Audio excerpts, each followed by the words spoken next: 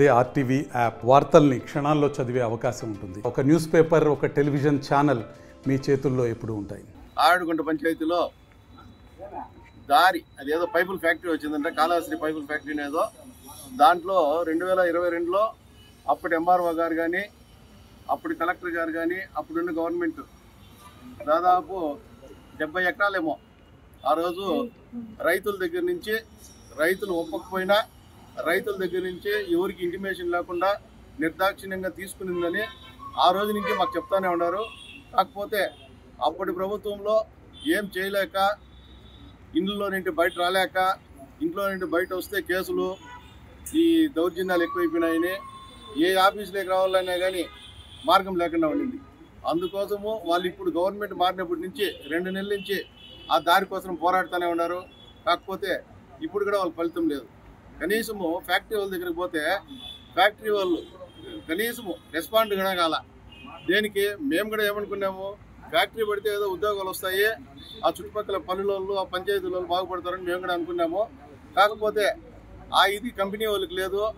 ఈరోజు దారులు, ఆ ఫ్యాక్టరీలో పోయే దారులు, బండిదారులు, దాదాపు 100 సంవత్సరాల నుంచి ఉన్న బండిదారులు 3 దారులు ఆ ఫ్యాక్టరీలో ఉన్నాయి. ఆ దారులు అన్నీ కలిపిపోతే పోతాయి.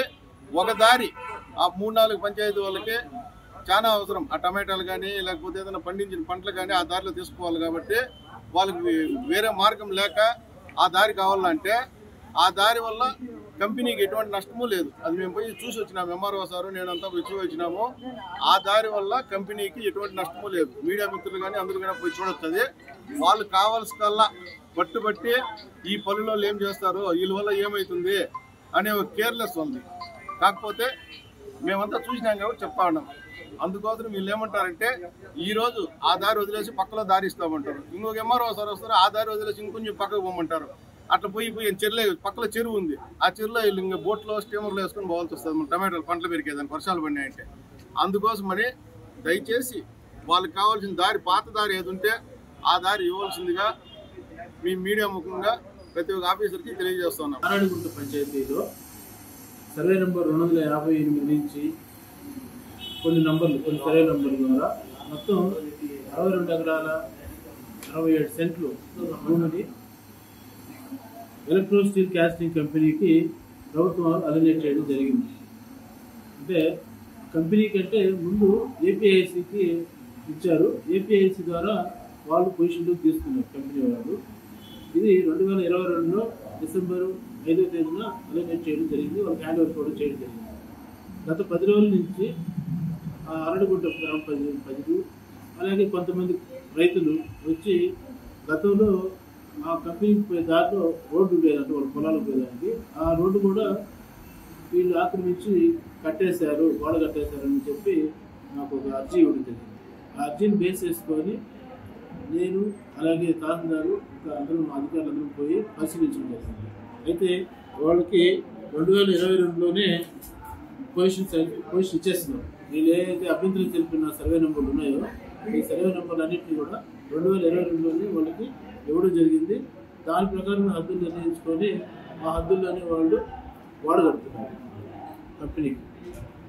వీళ్ళు రైతులు మా పొలాలకు పోయేదానికి దారి లేదు అంటున్నారు. కాబట్టి మేము విలేజ్ మ్యాప్ని అలాగే ఎఫ్ఎంబీలు అన్నింటినీ పరిశీలించాం.